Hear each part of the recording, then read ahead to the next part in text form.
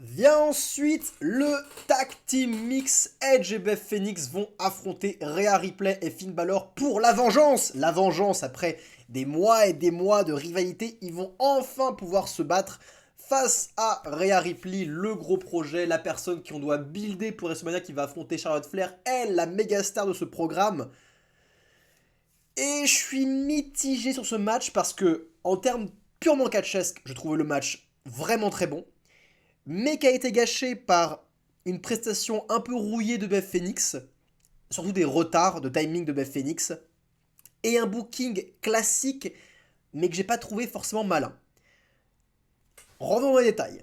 Déjà, quand ils font leur rentrée, ce qu'on peut mentionner, c'est que Dominique, ils sont accompagnés de Dominique, le Judgment Day, il a une hit nucléaire. Le mec, il est génial. C'est un heal qui est fantastique, Dominique.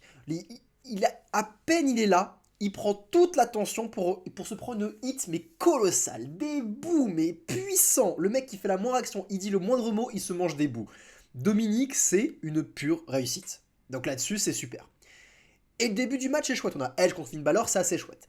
Et vient ensuite donc Rhea Ripley qui affronte Beth Phoenix. Et c'est là qu'on commence à sentir les premiers petits mistiming de Beth Phoenix. On sent qu'elle est rouillée, manque de communication, manque de réflexe. Normal, hein, ça fait longtemps qu'elle est pas venue sur le ring.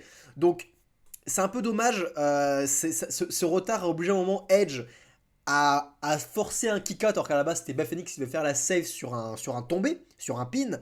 Et Edge était obligé de kick-out au dernier moment alors que c'était clairement en retard, ça aurait dû faire 1, 2, 3.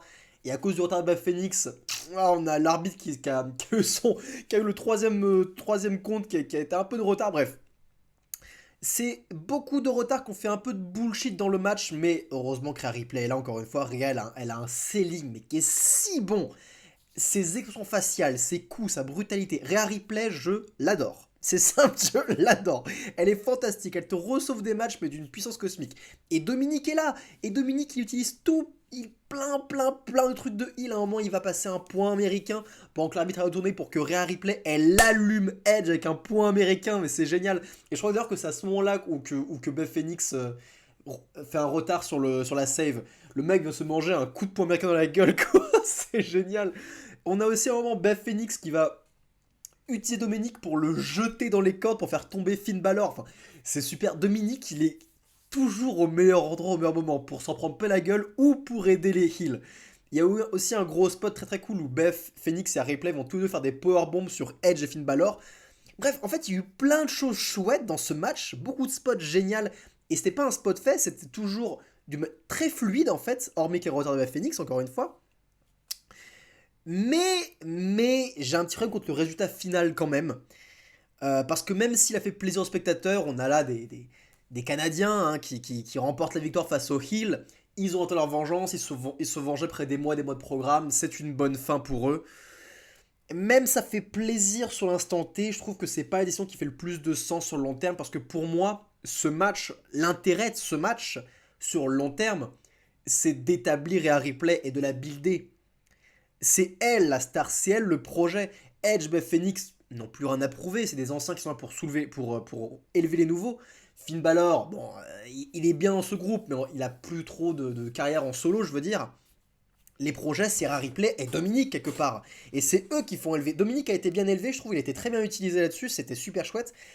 Mais je trouve que Rhea Ripley n'a pas tant brillé que ça, malgré tous ces spots qu'elle a fait, ce powerbomb sur Edge, etc. Elle a pas tant brillé extra. Je trouve pas que Beth Phoenix a vraiment mis over Rhea Ripley. Edge a mis over Rhea Ripley, mais Beth Phoenix pas tant que ça.